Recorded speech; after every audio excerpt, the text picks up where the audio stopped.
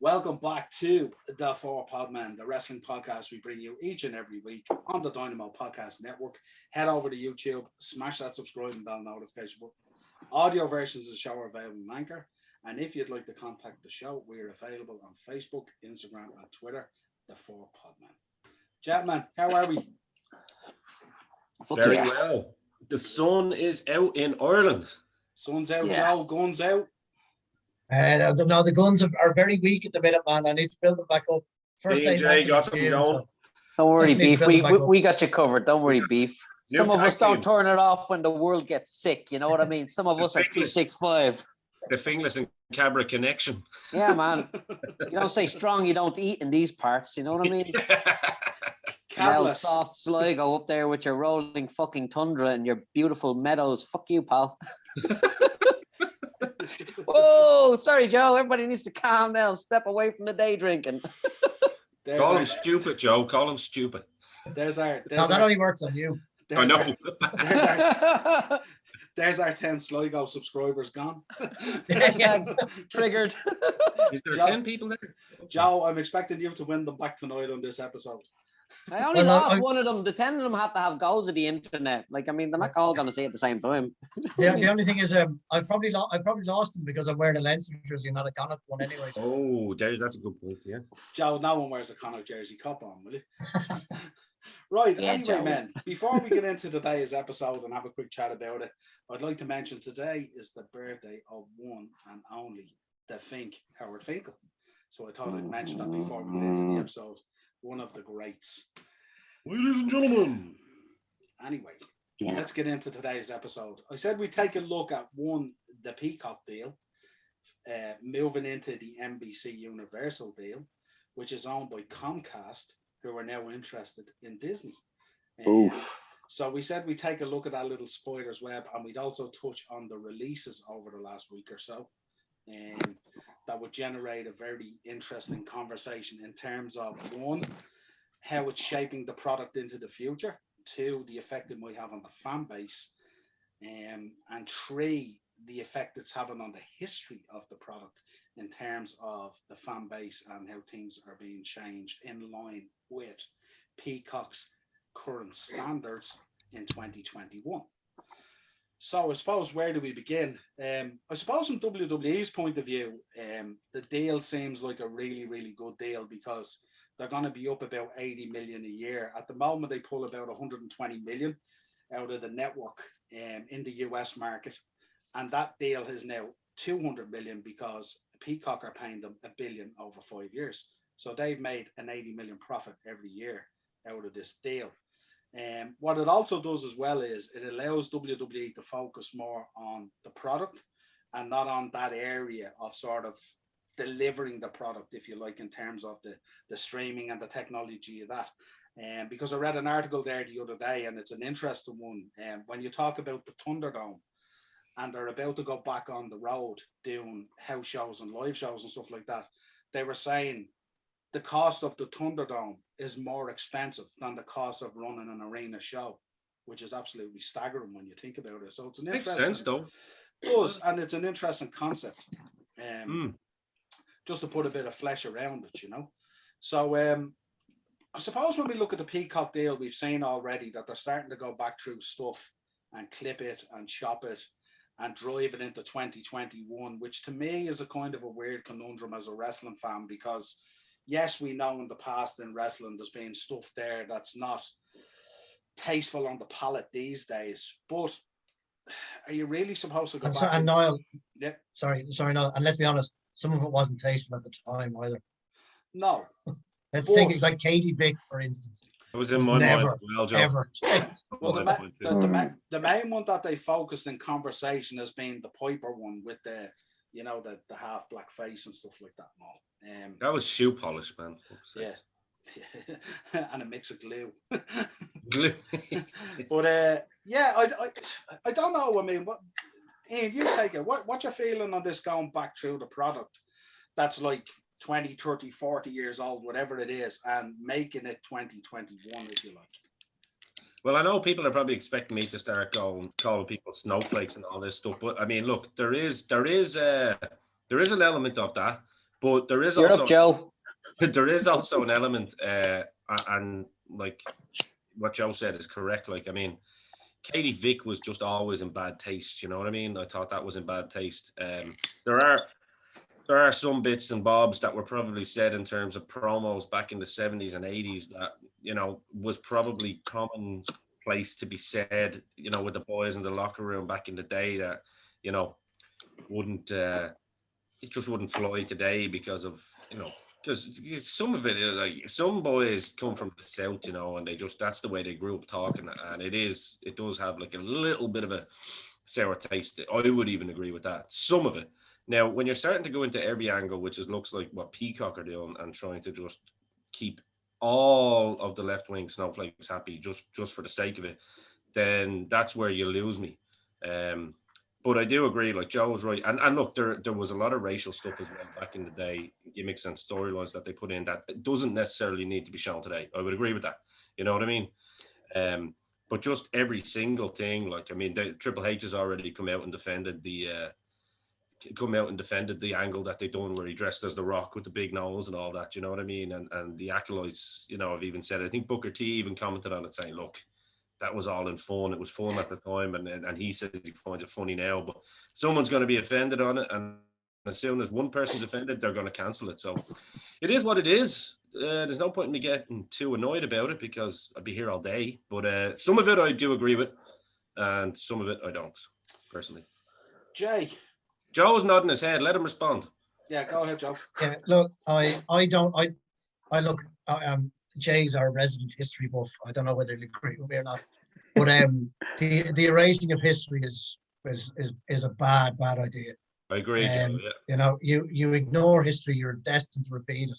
True. And true. I think they could go a better way about it. I don't think they should delete anything. I think they should have, like, maybe a banner comes up at the bottom when these shitty bits are on, and kind of say, you know, and explains that, you know, Peacock does not endorse what's happening or something like that, like, or something at the start of the show.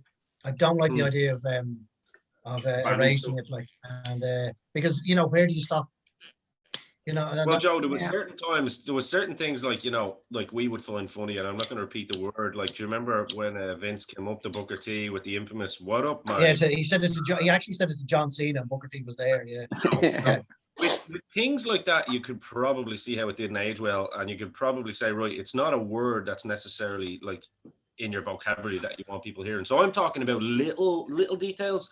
Like I think Bannon and Piper's match from WrestleMania 6 is absolutely, that would be ridiculous. You know what I mean? The promo that I mentioned, obviously, with which I found very, very funny, I have to say, when they dressed up as DX. You know what I mean? It was all in good fun and good taste, and the boys in the back knew it too. I mean, like, the boys we talked about last week, we talked about AEW, and, you know, and I admitted on it saying that I don't believe in cancel culture. Obviously, it came up about Excalibur, you know, that promo that he done a few years back and shouted the same word over and over, and people were calling for his head. And evidently, they haven't sacked him, but they probably educated him on it and things like that, that they say they educated him on. I mean, you should be educated enough as a grown adult to know that error of your ways, that one, you know. Anyway, Jay, sorry. Yeah, no, I think it is an interesting discussion. We get to view the grander scheme of things from a kind of a goldfish bowl perspective. American wrestling, and we are all fans of it, seems to not realize that the product is watched all around the world. Now, they make money touring all around the world, but they give no leeway to outside the world inside the project. Like, from a cultural perspective, pro wrestling has always been where there is undoubtedly a class divide in America, and pro wrestling has always been seen as a kind of a on the lower level of the class divide. Now, that's no insult to any of the classes in question. It just is. You're right, though. You know, there is just is who it tours, who it entertains, is a cheap, viable form of comedic entertainment with high risk. It markets to a certain demographic, that for want of a better phrase. And America's culture is usually chewed up and digested on screen in wrestling to essentially kind of almost iron out some of the bad via tackling the subject and progressing the subject. And I don't think that's often seen or recognized in pro wrestling as a value. Like, I mean, you can say there's racism everywhere all over the world, but pro wrestling has always allowed you to excel if your skills are there, regardless of color, creed, or nation. I mean, there's a long and illustrious history of many different colors of pro wrestler, and we view them as greats, not as this or that or this or that. They're just great wrestlers. And I think if you iron out and remove an awful lot of the subject matter, the lessons learned from previous generations to make it better for generations going forward, it's lost. It's Jay, would you agree as well then, Jay? Like, if you're trying to keep one side of the happy, so say you're trying to, just for example, you're trying to keep the black community happy or whatever, and LGBT, although, you know, stuff like that, then you're kind of letting yourself, like, don't the Russians have, you know, reason to be like, why do you always make us the bad guy? The same with the Japanese. Yeah, you know the Cold War the and Iranians. You're going back then and you're going, right, well, actually, we're offended by that because you're making us out to be the demons back at a time where America was fighting with, you know. Yeah, you know, America has this history of fighting its own history. It continually perpetuates its old rivalries simply because of some chip on its shoulder. But what we don't realize with America is it's a very all or nothing society. There's no in between, in the middle, or digestion of the product. If there's one issue with one situation, it's like, get it all out. I'm like, well, let's not get it all out. Let's maybe take each issue in its context, view it on the greater, the grander scheme of things, and then maybe decide then whether it stays or goes. But again, it's neither here nor there. If it happens, it happens. It happens because the executives at a network want to keep the paying customer as broad a number as possible. They want to make as much money off as much people as possible. And if they think removing offensive content will keep viewership, that's what they're going to do to perpetuate profits. This is a money issue. This isn't a morality issue. And the problem with that is it needs to be a morality issue. Big companies don't care. You're right. No, they don't. They'll jump on the trend. I think, Joe, you were going to jump in on that as well, weren't you? When we were talking about the. I was just going to jump in on a bit that Jay was talking about there. That you know, talking about how American wrestling is kind of focused around, you know, its own self, like even though it's viewed all over the world. But if you think about it, lads, like America thinks it's the center of the world anyway. Oh yeah. You know what I mean? Like the NBA champions are world champions, the ice hockey champions are world champions, American football, you know, they're all, it's world championships, and they're constantly banging on about being the best country in the world, and that kind of shit. You know, so they're very self-centered and kind of oblivious to outside. They don't. Pardon? They're oblivious to outside their own. They're oblivious to outside their own borders. Yeah. They don't care what happens. So you know. And of course, you know, America is the largest consumer in the world. So why wouldn't they focus in on it and get all that cash running into them? So you can understand once again, as you guys said, business, money. There's only one color. There's only one color in corporate America, and that's green. And it doesn't matter what color's holding that green. If you have it, you're in and you're listened to. If you don't have it, you're not part of the deal. Yeah. And just on another point that you made, Ian, I think I'm pretty sure it was you. A question you asked Jay about the, you know, like if you're trying to please certain communities and that kind of. Yeah. And you know, deleting stuff. But you know, like as I said, where does it stop? Yeah. You know, when and where does it stop? That you're trying to, because you will never please everybody all the time. No. As you said, Ian, you'll find there'll be someone that'll find something offensive. And as I said, I just don't like the deletion of history. Like when they're pulling down, like I'm not going to put the pulling down of statues in the same bracket, because those statues are put up to glorify, you know, not so nice people. Like when you look back on it, but they should be taught the history. Like it should be in a museum, and they're taught the history of this person. Like, but this thing is very different. I think where they're cutting it out and deleting it. Sanitizing it. I don't like it at all. Yeah, I don't like it. There's a secondary tier to that issue. I feel personally, you know how I feel about analog and collecting and stuff like that, and it increases the collectability and value of mediums that were essentially obsolete. I mean, videos are going to be back on shelves and DVDs are going to be back in storage units, simply because if you want to watch the product as it went out, you're not going to get it. I mean, the genius of Vince McMahon to sell his history to another company, to sanitize it for him, and then to give it back to him 5 years later with 1 million quid or whatever it is, or billion. That's ludicrous business. That's like me going to the laundrette, them giving me my clean clothes and then handing me money for coming down to collect them. I'm like, it's an absolute, the audacity of that deal. The only thing with what Noel was kind of getting at as well is like it's not all finalized yet, because I mean, if there's a whole fire sale, do you know what I mean? It becomes a different ball game, and that's kind of where it gets really interesting. You know what I mean? Yeah, I think the real issue is I'm trying to connect the correlation between sanitizing the content and creating more subscribers and stuff like that. To me, that would create less subscribers, because what happens is you're going to get into a situation, if you take any example, like if you look at the WWE network at the moment, the reality is it's not about the Raws or the SmackDowns or even as good as NXT is. No. It's the documentaries. It's the history of the stuff that we love watching. And even when you talk about Peacock have come out with an article when they were taking over the network saying that they're going to be releasing more documentary stuff. But I'm thinking, how do you release documentary stuff if you're going to sanitize it so much? Because at the end of the day, no matter what documentary you make about pro wrestling or WWE or whatever it is, you can find, if you want to find it, you will find offense in anything. Yeah. And that's, to me, is a real problem. And I'm thinking as well, if you're a viewer and you're coming in and you're relatively new, or you're a new subscriber, you're coming in, and let's say you want to have a look at, say, Kurt Angle, for example. Let's say the Kurt Angle story. Now, a lot of us know that we know about the Olympic gold medal, we know about all that, but we also know that he was sitting in an ECW arena, and took offense greatly to a crucifixion. The crucifixion, yeah. And walked out. So the problem is, if you want to go in and tell a Kurt Angle story, you can't just start it on the day that he walked into WWE. You have to give us some background history of where that arrived. So context, if they put that in there in terms of context, someone's going to turn around and go, "Nah, I don't like that. I'm offended by that."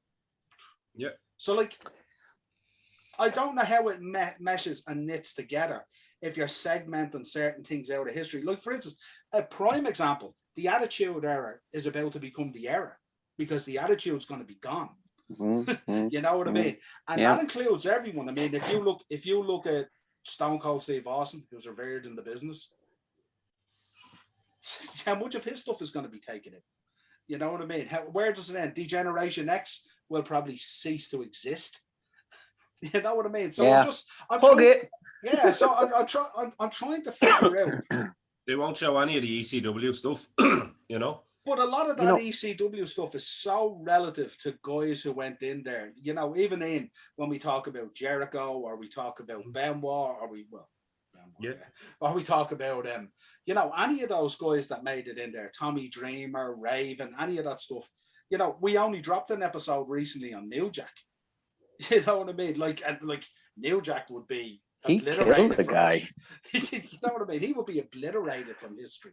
You know what I mean? So I'm not saying they should put it out there blatantly and just, let kids program into this and see this. But as Joe said, there's always a disclaimer on shows that you watch on Netflix around like that, saying this is over 18's content.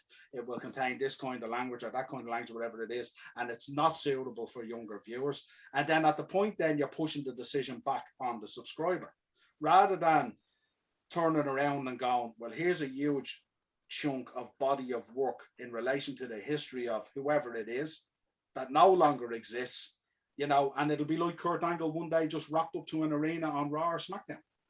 Yeah, the problem with cancel culture is that there's no end to it. Like, there's no limit. Once you get in and you start just appeasing one person because they want something cancelled, then the next person, as Joe said earlier, you kind of alluded to that point, where does the line end? It's like now with lockdown here in Ireland, you know what I mean? Say, for example, people are having street points, you know what I mean? They're having pints of beer on the street. And I've seen it firsthand this weekend. One girl, says her and her kid need to use the toilet, but they had to say no. Because if they let one go, then the next person will go, "Oh, you let me in, or you let her in, so let me go. Do you know what I mean?" And it's the same thing with anything like cancelling. People Thankfully, to a rotation, and they kind of go with it then and go, "Oh, well, I want to." So it's the cancel culture kind of thing that needs to kind of be sorted out before that. And I think Yeah, I think it's a bad idea for WWE personally as well. Well, think about it. If you go through all that history, and Jay, I know you're going to come in now. If you go through history, right, and this is history, this is from the vault stuff from a different time. Some of this stuff you can't make 2021. You just can't. You know what I mean? And it doesn't mean that you necessarily agree with it. All you do is it's a moment in time. It's a history part of the business that's parked there. If you go into history class in school and you talk about World War II, if you don't talk about Hitler and you don't talk about all the stuff that went on there, what do you talk about? Where is the war? What is? Well, you're rewriting history then to your own narrative, yeah. But exactly. You can't rewrite. I know history. You can't. And I just fear for that kind of better thing. Or for worse, yeah. For good or for bad, yeah. You know, and I'm just thinking, and then you're projecting out into the future of the business, and you're thinking, well, where's the business going to go? And obviously, those elements that are part of the history should not be part of the business going forward. The business needs to find a way to get way more creative without a lot of the baggage that it used to carry back in the day. But I just don't know. I don't know how you can offer someone a catalog and a library of a network that's being hacked and chopped to bits. And as from my point of view, I just think, not necessarily as a wrestling fan, because I think wrestling fans in general have an understanding of this was a moment in time. They don't kind of get a little bit, as Jay said, maybe this is people that they're trying to attract in, because obviously as well, if you think about it, this offering of the WWE network is not a standalone. You're actually getting an offering of a Peacock premium, and the WWE network is part of that. And I just think that's what they're trying to protect. Well, what happens though if, because again, there's still a lot of potential suitors here, so what happens if the likes of an NBC or if the likes of a Fox or if the likes of a Disney comes in and buys it outright? You know what I mean?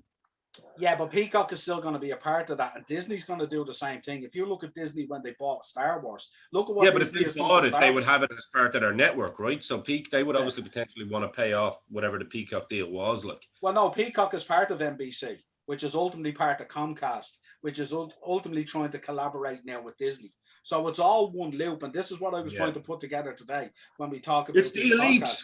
Well, it's a spider's web. You know what I mean? It's a spider's web. Yeah, they're all interconnected. Yeah, and I just think even not through chairmen of the board, just through the American psyche as a whole. It's all everybody's trying to match each other in the suiting of everybody. They're all trying to follow the same line into the future, as opposed to saying, well, that company over there is doing this, we're going to be a little edgier. They're all trying to compete with each other for being the good guy. Yeah. Now, there's other mitigating factors here that need to be addressed. One, for some reason, wrestling is held out as an entertainment form with different expectations than other forms. These are men going out and working a show to a script. It's not like it was in 1984 or 5 where you had 10 separate cards, 10 different feuds running, and it was all inter-territorial and they rolled with their character and gimmick. It's presented as a TV show now, and we know this, and we still enjoy it and we still watch, but it's not recognized as such. I mean, there's other TV shows out there that they can do what they want simply because the facade is there. There's no kayfabe. There's no, right, that's not your name anymore. We want to work as a real. The company's still trying to work it like this is real. But the public are already, look, you don't need to do that anymore. We're still buying tickets. It's still a viable entertainment form. We still want to see what you do and what you give us. Stop fucking lying to us. Well, they definitely don't, to be fair, Jay. I disagree on that. They do and they do and they don't at times. I don't think WWE really do anymore, purely. Well, why have they banned all of their superstars from their social media? But that's a money thing. Like, that's a similar thing. It's interconnected. He doesn't want them breaking character on the TV show or the roles they portray, but he also doesn't want them to have a real persona aside to their TV character. I agree with you there, but I'm just saying they're still presenting obviously the TV in the form that it's not fucking real as such. I mean, not so much so as maybe AEW. I would agree with you there. But like this sanitizing of a product doesn't happen with any other form of medium of entertainment. Yeah, do you know what I mean? It's held up to different moral standards than other entertainment forms, and it just is. And the second thing is, the more we expect corporate America, and now it's easy to speak of all of this shit living in Little Ireland because we don't have this level of cancel culture or bullshit. We just don't. But when you look to America and you're like, well, why don't you start addressing parental responsibility as opposed to network supervision? Like, if the shit your kid shouldn't be watching on TV, don't let the fucking kid watch the shit on TV. Like, it's that simple. Exactly. Yeah. Start parenting your children and grooming them with a moral compass, so that they don't get their morals off, 300-pound men fucking DDTing each other on concrete. Like, it's because the problem, Jay, like sports in America and like NFL and ice hockey and baseball and all these things, it's ingrained in the culture of the country. Yeah. And this is the problem, you know what I mean? And that's why I think, ice hockey's Canadian, by the way, just for all. No, but it's still ingrained in the culture of the country. It is. It's borderline religion. Like everyone knows that Sundays is game. Oh yeah, this kind of thing. You know what I mean? Definitely, so like, but then you look like, to me, the whole documentary and the look into the background and stuff like that is really the golden ticket, I think, going forward. I mean, we'll always get the pay-per-views and the weekly shows and stuff like that, but I don't know whether people are as interested in, say, watching Seth Rollins wrestle as they are trying to figure out what he does Tuesday to Sunday.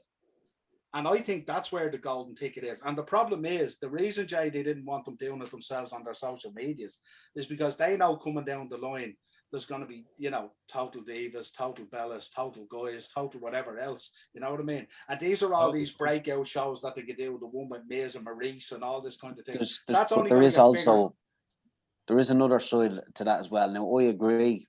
This might seem odd, but I agree with Vince's etiquette on not having his roster tweeting what the fuck they want when they've had a few beers. Some of the shit that comes out of them is ludicrous. It's like, you can't say that shit. Seth Rollins, well, I won't call him out on unfairness for obvious reasons, but like there's certain people that have, been drunk enough and kind of exposed themselves, in DMs in the past, and we know that there's been certain tapes leaked and stuff like that. Yeah, and we just came through 10 years of a PG era, which on hindsight now was to purge and regroom the talent to address the respect of being an athlete in front of a global audience. It's like, this isn't the 80s, the internet is an age now, and you might not be aware of this, but protocols that we put in place for you are so we don't have to fire you because you did something stupid after 3 beers during the day.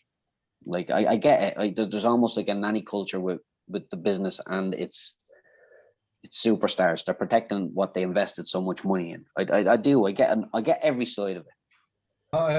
I disagree with you, both of you there, lads. They're contractors.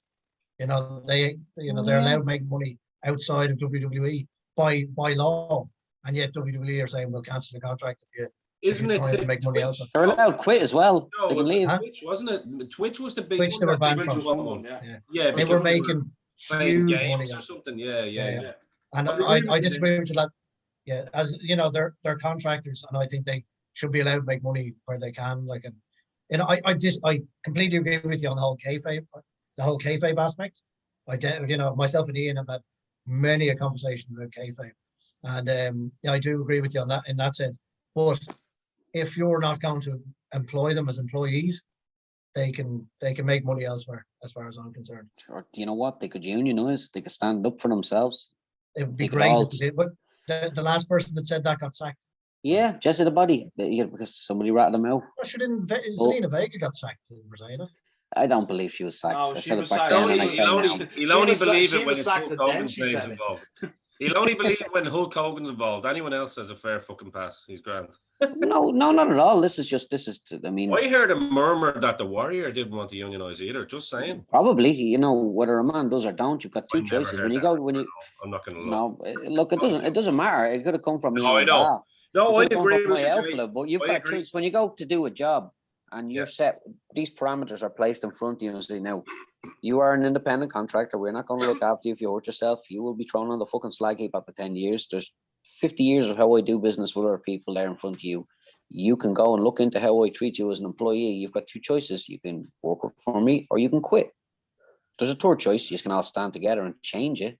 Now, I think subtly over the next 3 to 4 years, there are going to be changes made. I think there's a lot of saber rattling and cage rattling happening from inside the company, which is leading me to believe they're leaning in a direction of, right, we'll start looking after you better if you give us a little more.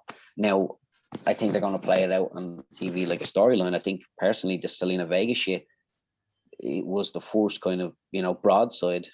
I know Vince was real hot on her, and I think she needed a few months off. I think she put one across the bow, and reports are that she's back in the company. I don't know how true that is. We'll see that play out over the next few years. But the storylines she's gone again, isn't she? Is she gone again? Yeah. Wasn't she back in NXT? Did I not hear or see her back in?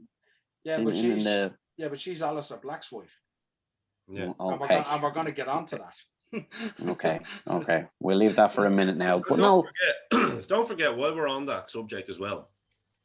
If a company as big as Disney bought it under whatever guise it is, whether it's NBC or whatever it may be, of course they're going to bring in some sort of deal with unionization and stuff like that, because like Jay said earlier, these are the corporate people that want to be seen doing the right things, not from a moral virtue thing, but no, they don't want to pick up a dirty product.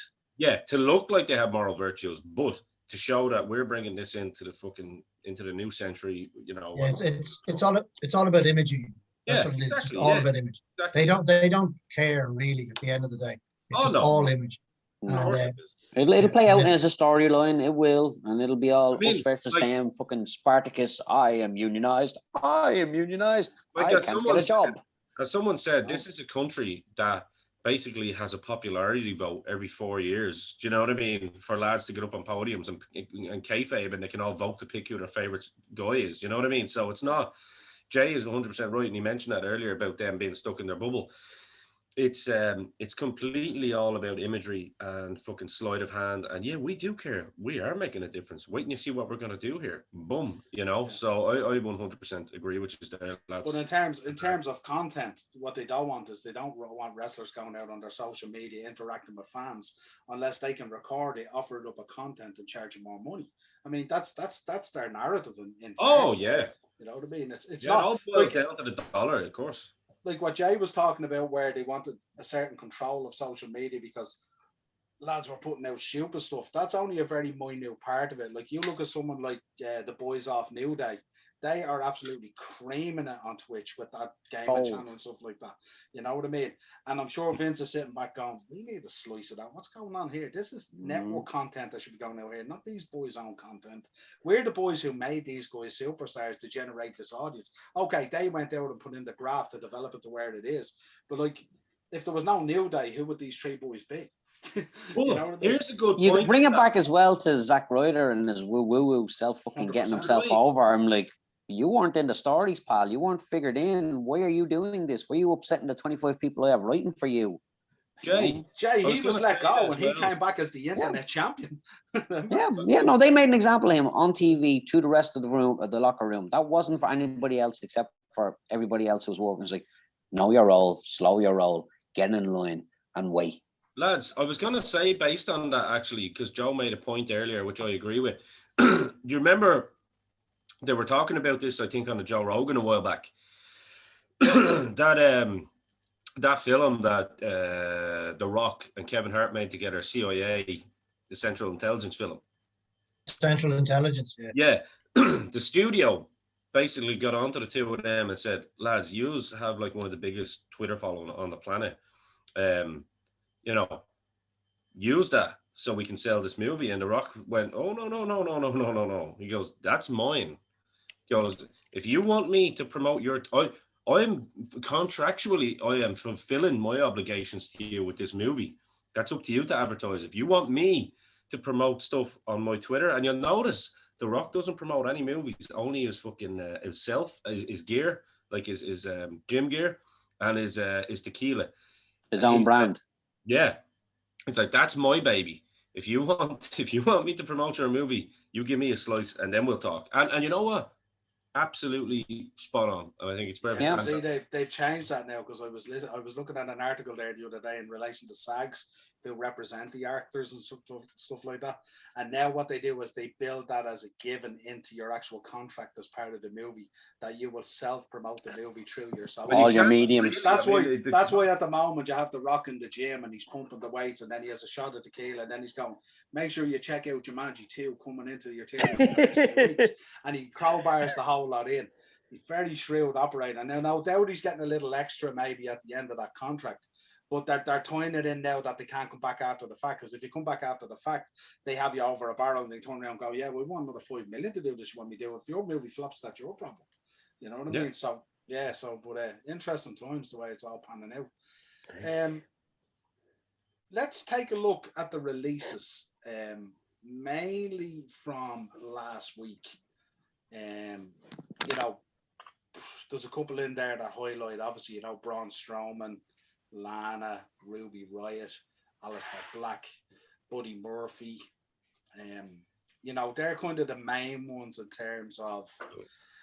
And I looked a little bit deeper into this, and I was trying to figure out, like, how did all this kind of come about? And, you know, is this really WWE trying to align its cost in potential for a sale to potentially Disney or Comcast or whoever it might be? Or is there a little bit more to this than meets the eye? Looking at the Braun Strowman one, you know, it came out this week that the guy was on £1 million, which is outrageous, to be honest. But overpaid. Also, you know, by a country mile. But also, apparently, stuff came out that in the initial renegotiations of these contracts was at the time when AEW was becoming the upstart kid, and they were offering the option, the after 90-day option. And this is where, if you remember, a lot of the talent went in knocking on Vince's door and went, I want a new contract.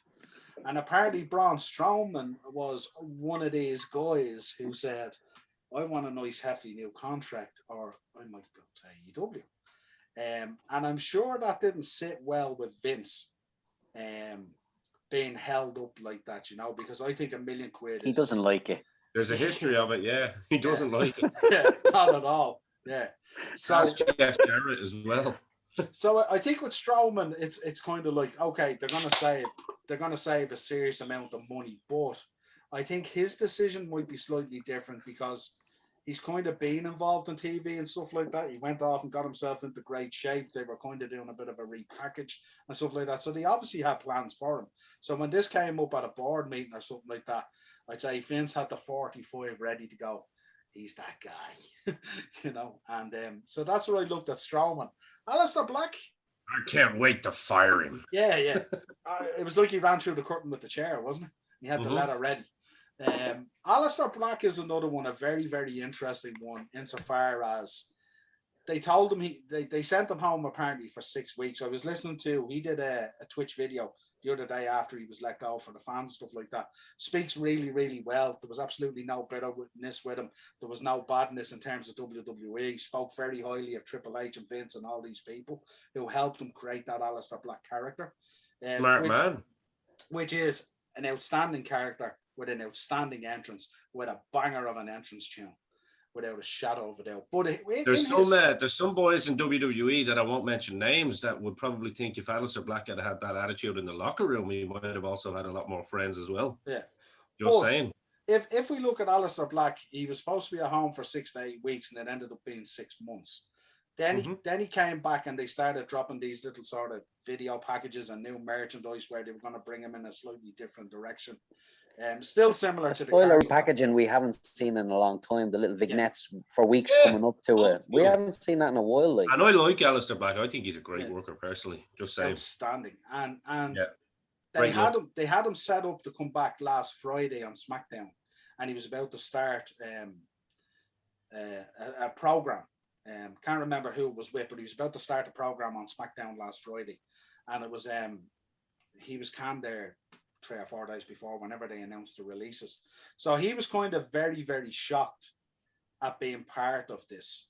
You know, you look at the others, Ruby Riott, kind of weird because she was wrestling on TV no less than 2 weeks ago. So it was obviously in some sort of plans.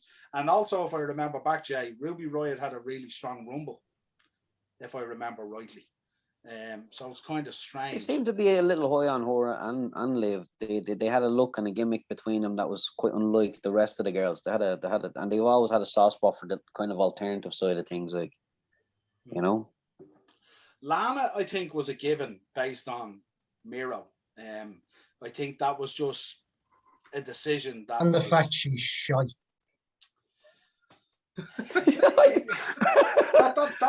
That's fair enough, Joe. But if that's your decision maker, then there's probably another 40 or 50 on that list. Well, to be fair, Eva Marie was brought back, and if you want to talk about shite, I don't want to, throw, the smelly stuff in her direction. Although, looking at some of the videos they're dropping on her at the moment, it looks like she's been spending a bit of time in the ring and doing a bit of work.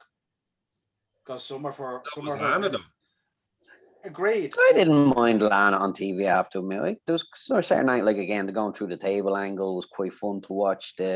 Remember when all the other girls were bullying her and she was just standing there in the corner with the head down. She was entertainment. She wasn't a wrestler per se. She was very talented on the mic. They should have probably done more with her on the mic, especially when she done that Russian. I mean, that accent was brilliant, and she definitely had charisma in that kind of role. But look, she probably does want to go back and work with the husband as well, like, and have to work. I am suspicious on that as well, Ian. I think sometimes there's people who make requests, and the company just says, "Hey, look, just give us till June. There's a few coming up. We'll lot you in with these, and don't worry about it. We'll let you go. You can do your job." But and maybe it was benefiting her, spending more time in the ring working on her skills too, because she might want to go over to. It's a raised profile, isn't it? Well, she could be an asset to AEW as well, because I mean, there's a lot of they need a good strengthening of the women's division there, because they have some good pieces in that women's division, but I think there's some very green pieces in there that could definitely benefit from the rub of the likes of Ruby. They badly need assets. Definitely, and Lana would definitely be an asset, for sure. I think. So it's a very badly booked division. Yes. Badly booked, they have Thunder, and we don't see her enough. Who? Sorry? They have Thunder Rosa, and we do not see her enough. But anyway, that was it. That was last week's episode. It actually wasn't. If you want to know what our feelings are on booking in AEW, you will see it this Wednesday when we release our review. Yeah, it was Friday night, Ian. Jesus. Yeah, but this will be out after it. I was the tanked up booze hound for. He's right though. He's right. Time scale wise, he's right. Head there, lads. This will be out after Wednesday. No, he's right. He's actually right. Hey, Fabe, motherfuckers. It might not be. Well, now because you're just going to do that to spite yourself. You're just going to bite your nose to spite me now. But the was right. So anyway, he's right. Anyway, Joe, what was your thinking on the releases to likes of Strowman and Alistair Black? I have to say, I was shocked by some of the names on it. I genuinely was. Braun Strowman, I was pretty shocked because, he was still in the main event scene only a couple of weeks ago. Now, granted, he shouldn't have been. He was crowbarred in, and that kind of crap. Now, they booked him into the fucking ground. So, what they should have done with him was what they did with Alistair Black: send him off for 6 months. Sit at home for 6 months, pal. But see, because he's making so much money, they don't want to do that. They don't want to be paying him half a million to sit at home, for 6 months. So, and a break will do him good, and I think he could go, if he ever goes back to wrestling, at the break, he should take a long break. He shouldn't come back after the 90 days in some company. He should piss off, have a really long break. And if he comes back, I think he has his eyes set on TV and movies and stuff like that. I don't know if he's going to go back into the wrestling game. Who? Braun? Yeah, Braun. I think he does. He's showed up in a few things now. He should stay away from movies. If he is in movies, please don't give him dialogue. Just let him look real tough in the background. Just have him as a henchman. But just if he does, if that's the way he wants to go. But if he does want to come back to wrestling, I think he should stay away from for a long time, because, as I said, he was booked into the fucking ground. He was horrible to watch, because it was the same shit. He got to the outside of the ring, fucking do the choo-choo train shit and bash lads and stuff. You know what I mean? So he just needs to disappear for a while and think about things. The Alistair Black, Buddy Murphy one's madness, as far as I'm concerned. Absolute madness. How you can't have something for guys that are that talented is beyond me. And the same with Ruby Riott. She's phenomenal when she's between the ropes. And to get rid of her as well was another big one. Lana, as I said, I can understand that. And I do agree with you. I know I had a go at her, but I do agree with you, lads, that it probably has an awful lot to do with her husband, I'd say. And as I said, the Ruby Riott, Alistair Black, and Buddy Murphy ones, they were massive shocks, because you just say to yourself, what is your creative team doing? They can't, get guys like that into angles. It makes no sense to me. Jay? Braun, there's nothing left to do with him. They wrote him into so many corners. They've got a £1 million contract who keeps fucking up continually outside of the business. I mean, the likes of the syringe on the sink, and I know a few years ago, I think he said something he shouldn't have. He had all that pieces there to be whatever they needed him to be, but he was too easily led. It was like, you're this, and he kind of didn't assert himself as a personality enough. And then going into Vince and then demanding more money, that's just a cherry on the cake. It's like, we need somebody who's a high profile fucking sacking to make an example to the rest of the locker room, but he also needs to be the least level of loss. And Braun is just jumping off the fucking page at you at $1 million a fucking year. You're like, well, he had this little thing with Shano in the cage. It was okay, but it wasn't a Mania match. They used him wrong. It's half on them and half on him. He should have been smarter and they should have been better, but they didn't. I mean, when Reigns came in and just rolled him and Wyatt out of the ring, it made a perfectly clear statement that there's certain people who've reached a ceiling in the creative level of the company, and they're not going to break through that simply because the company hasn't seen it in them yet. And sometimes in the past, we've seen releases. Sometimes that company releases you and there's nothing that they can give you to add to their flavor. And it's time to let you go to see if you fuck off and want to be better at what your chosen profession is. Now, if you come back to them 3 years later, a better man, having worked the world and bringing your own audience and a little bit of charisma and wherewithal about you in your career, come on back in. Welcome home. You know what? I was just thinking about something like with Braun Strowman. If I was him, like, forget AEW for a minute. If he wanted to do the odd kind of tour in wrestling and kind of make some decent money, but also kind of hone the craft and maybe learn how to use his size and his character a bit better, he could be, there'd be worse ideas for him going over to Japan and doing a couple of tours the way Stan Hansen used to. You know fucking what I mean? Drew went off. We all thought Drew was shit-canned. Drew is a perfect example, but I think with someone the size of Braun Strowman, he's a beast. Yeah, get some of those Japanese boys over there and get their hands on him. Boom! I tell you, you could make a good start. And it was just Stan Hansen and Brody came to my mind. You know what I mean? Yeah. There is other places where you can hone your skills and come back and offer the company something for your $1 million. Absolutely. They probably want to see. We'll cut you now, but we want to see if you want to be a pro wrestler for the rest of your life. Yeah. We're not just interested in somebody who's going to turn up with his gym bag and what do you have for me this week. We want you to come back with, show us why you should be famous. With Ruby, I think she'll benefit from being released. I think she'll do well in AEW, man. She'll give AEW that because I mean that's the only realistic option, isn't it? She'll do well going in there. Yeah. Because that women's division, that's if I was Tony Khan sitting there now, I'm going right. Liv Morgan, fucking Ruby Riott, Lana, all these girls. It's a shoe-in to strengthen our women's division here, and we can really fucking use those 3 pieces that would automatically strengthen their roster straight away. Do you know what I mean? You say that, Ian, but as a wrestler, she might look at another division. I'm going to say because I'm a big fan of it, but like Impact have a much better women's division than AEW. Oh, they do. Yeah. She could look at that, some of that, and say, I'd rather work with these women than with that shit show that's happening. Money talks as well. Even though there is a lot of talent in the AEW division, but it's booked horribly. It really is. And that's King Kenny. King Kenny books that.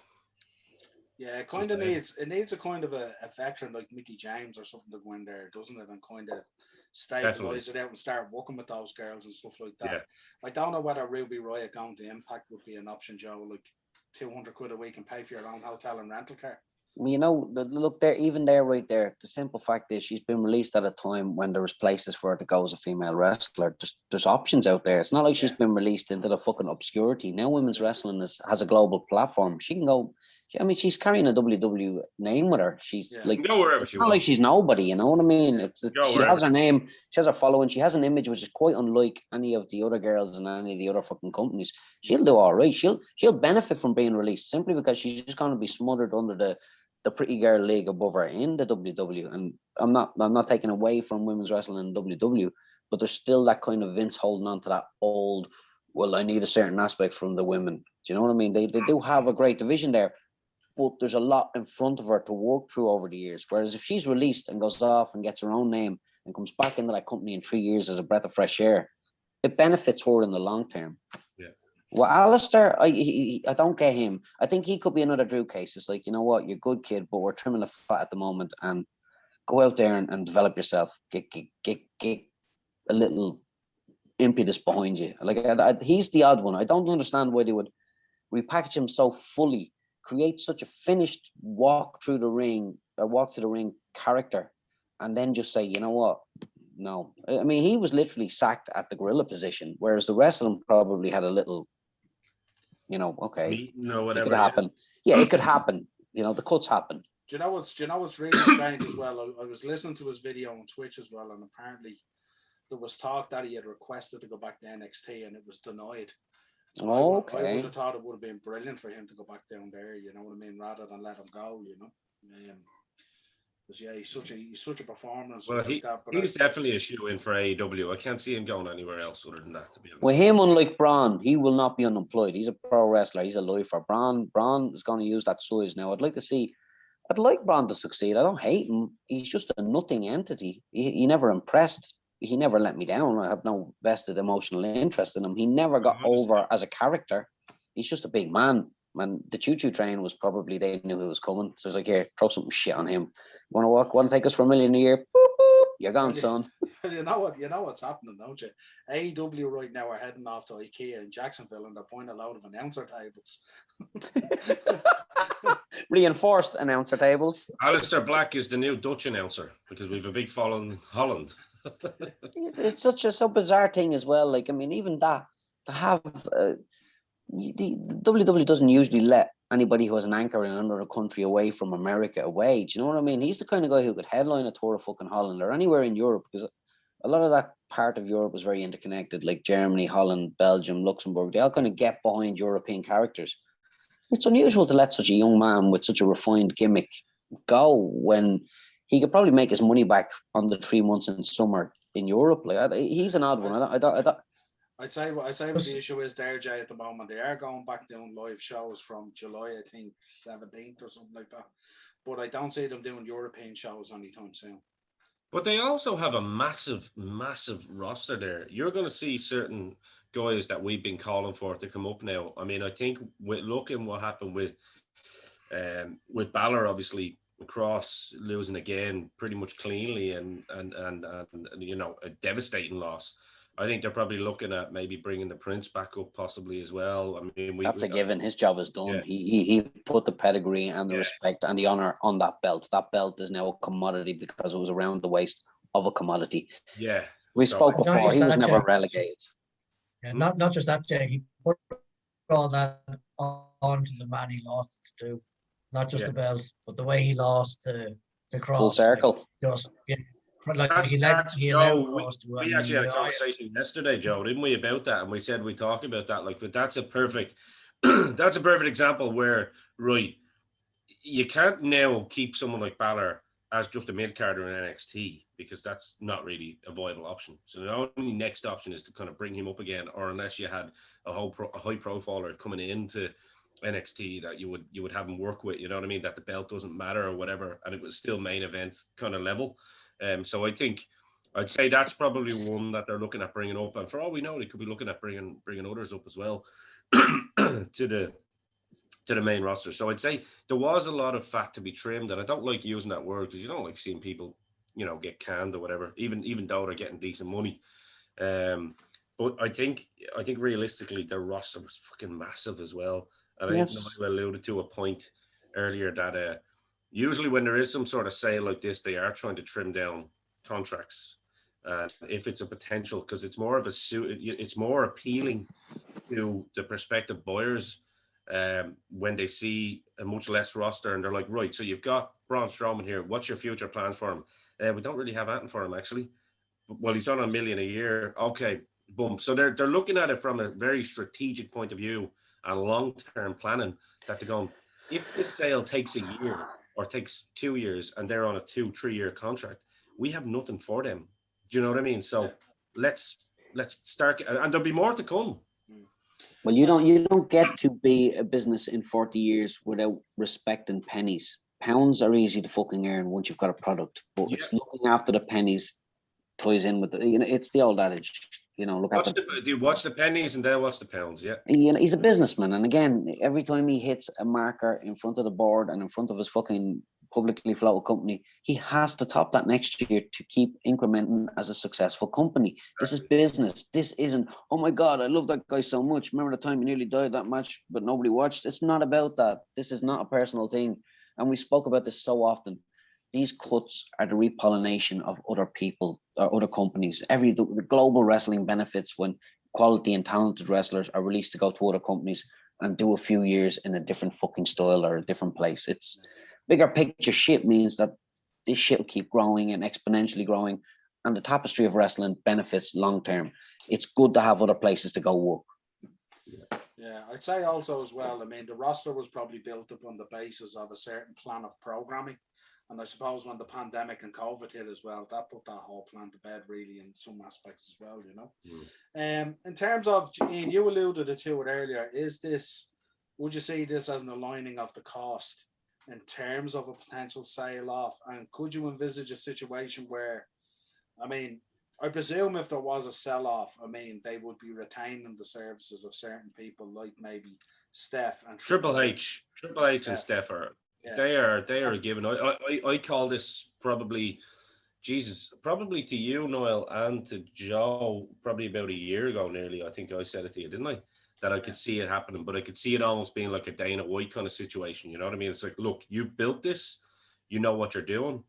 You know, I think the likes of Shane and stuff like, because Vince will probably have that. Be like, look, this is the sale, but these keep their job because he's obviously still going to have a stake of some sort in it, and obviously an invested interest in it. So I think, and plus Disney are very shrewd.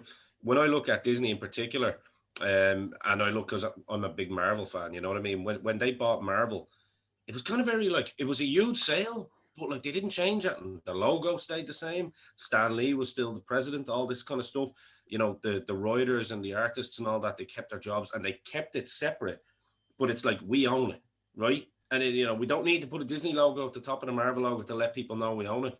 We own it, and it was all for the greater good in terms of building what we have now is their Disney network. And I mean, that's growing exponentially. You know, I remember when I first bought it for herself, and she was like, "Oh, there's not much on it." I was like, "Give it time. Give it time. This is a beast that's going to be fed." And I think, to answer your question there, Noel, in a non-political way, without avoiding the question, I think that's exactly what it is. I think Disney see that video library as well, and they go, "Boom, that's our baby." Like, you know what I mean? We want that. But I think definitely trimming down the fat makes it a lot better. But I do think there will be a lot of guys that keep their jobs. I don't think the likes of Vince's right hand man, like Khan and all that, like they'll be like, "You're on too much money." We have guys in the entertainment industry that can do that for half your fee and actually know what they're doing. Do you know what I mean? It's funny, isn't it? Your man Khan went off and bought himself a $7 million home in LA the other week, you know, while all these cuts are happening. And, you know, I heard Jim Cornette saying, "Motherfucker, I could have done it from St. Louis and this motherfucker's down in California. I had to live close to New York." But that's neither here nor there. I think the top piece is like Steph, because I mean, her job as branding is just incredible. You know what I mean? H, he is the future in terms of, you know, he is the future of any Mac. He's the now, actually, to be honest with you. You know, corporate America is obsessed with family-run companies as well. There's a value to having the name. Yes. It doesn't matter if they do nothing. It's just obsessed with a family-run company and legacy and history. Yeah, you know, over in the parks, over in like Orlando there. Well, you look at the one where they have all the kind of, I can't remember what it's called, Noel. Do you know where they have all the space stuff and all? What's it called? Epcot. Like, they'd have something WWE and the likes of that there, and they'd have, like, you know, they'd bring in the lineage of the WWF and all, and bring in the old man in there and stuff like that. They do it right, like you said earlier, guys. If Disney or someone like that want to do it, they're gonna do it absolutely right, and they will do everything to appease the fans, because they see, like Jay made a great point with that new show where they're acquiring all bits, the hidden treasures kind of show, and like Disney will look at that and say, "Yeah, bring it. We have the right," and it's all in Orlando, isn't it funny? It's all in Orlando. Yeah, everything's in Orlando. It's probably. I think. Oh, sorry. No, go ahead, Joe. I think another aspect of this, lads, is that Vinnie Mac wants to retire and ride off into the sunset with a shit ton of cash in his back pocket. Oh yeah. Well, it's just to say, like, I mean, if he could get close to what UFC got, I would agree with what the likes of Jim Cornette said, that if he got $1 more than what UFC got, Vince would take that as no problem. You know, there's also another aspect to this whole saber rattling of whether there's a sale coming or whether there's not a sale coming. I mean, nothing is concrete, nothing is wrote in stone, and it's only through putting the idea of a sale on the table that you generate interest in your company and push your share prices up. There's also extenuating circumstances in corporate America, and like I said, globalization over the last 10 years has been ridiculous. We're seeing China bought the UFC. You know what I mean? Even Shane himself was over in China for 5 years while he was away from the company, creating consortiums to buy up American products. China has a lot of money and has no homegrown, massive media issue or projects. I mean, we've got John Cena on the internet. That'll be gone from WWE, so it doesn't matter if the product never changes. These men aren't buying things to change things; they're buying things to have things. This is money that has to spend. It's an ownership thing. Yeah, it's not about like I mean, you can have a 49%, 51% deal where it's still a McMahon-run company, but somebody's put 49% on the table saying, we want 49% of your profits. And you can have 51%, and that 1% means that you get to make all the decisions, because the only reason we're here is because you made this company, but we're benefiting from your expertise and the legacy of your knowledge in this business. They're doing it with the NBA now, Jay, in fairness. You know what I mean? The China called the shots on the NBA. Like, you right? know, LeBron literally, you know, when LeBron is asked, what about the death camps over in China? I don't know nothing about that. Look, again, you know, you can go into the blacks and whites and ins and outs. No, but that's what I'm saying is they anywhere. own the NBA and they're not allowed, like, they're literally not allowed to say anything bad. You know what I mean? So, well, that's again, look, from a geopolitical situation, while the rest of the world was knocking the shit out of each other, China was slowly growing. I mean, whatever way it got to the end or where it is now, it doesn't matter. They have this they're terraforming the world. As a people, as a country. You have to really dig into its history over the last 20 years from the financial and fiscal perspective of globalization to realize and understand the fucking juggernaut that country is right now. It's phenomenal. Like I said, you had John Cena apologizing to China in their language just the other fucking day. That should be a clear indication as to the importance of their cash on the table right now. And if the WWE have said, and I guarantee the rumors of a sale are coming from fucking Hartford, Connecticut. That was to do with Fast and the Furious. Is it? John Cena's a fucking company man and always will be. But I mean, it was Fast and the Furious. The studios basically told them that, like, they want that movie promoted. Hey, listen, you don't pick up Chinese just because you've done one Fast and the Furious. He's been learning Chinese for about 10 years, man. He speaks. Yes. And who made him? Who built him? Yeah. I don't know. Well, look, that's... And where was Shane for 5 years in the abyss? Look, it's another avenue. Some people might say it's a conspiracy, which I like. I like the point that you're making. I don't think it's a conspiracy. If there's a massive amount of money on the table, Vince is going to go to the highest bidder. Disney are the biggest global brand on the planet as well. If Disney want to compete with that, they can too. But I do hear your point. I'm not writing it off. Like, if that happened tomorrow, Jay, I'd be like, right, fair enough. Yeah, I'm not surprised. Yeah. You know what I mean? Yeah. Everything you're saying is making sense. I'm only trying to kind of look at it from a different angle as well. But look, you could well be right. You know what I mean? Could absolutely well be right. Yeah, it probably doesn't make sense if you think about NBC or Peacock. It doesn't make sense for them to just flush an extra 80 million a year into McMahon unless there's some sort of a bigger project on the table. Really. Yeah. And Comcast, who would be the parent company for Peacock and NBC and stuff like that, they've just signed a deal with Disney to be the streaming partner and the content provider for Disney going forward. So there's a nice. I was just looking at it there. I opened it up there when you were talking earlier. Yeah. I was reading it there. So there's a nice little sort of linkage on a chain of events that are happening at the moment, and it would look as if there's a picture. Keep it American.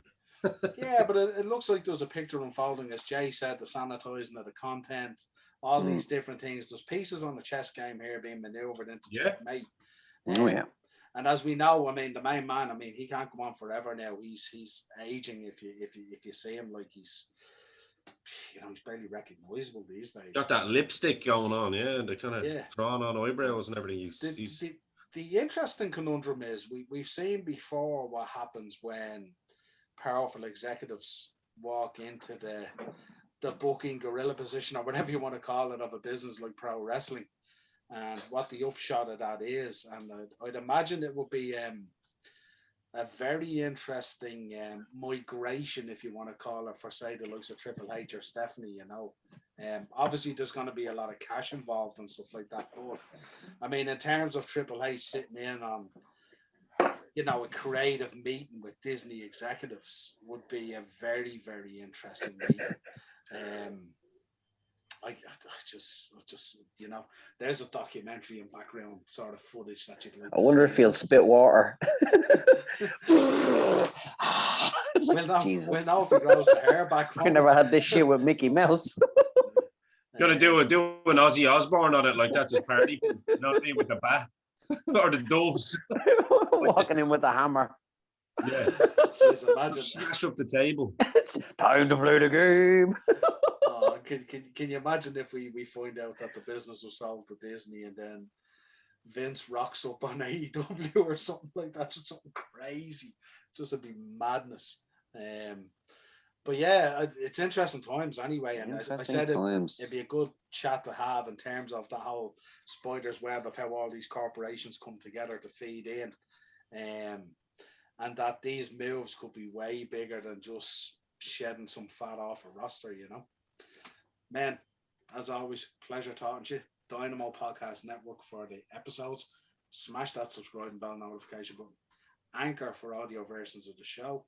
And if you want to hit us up or let us know in the comment section of the video what your thoughts are on this, as always, Instagram, Facebook, or Twitter. Pleasure, gentlemen.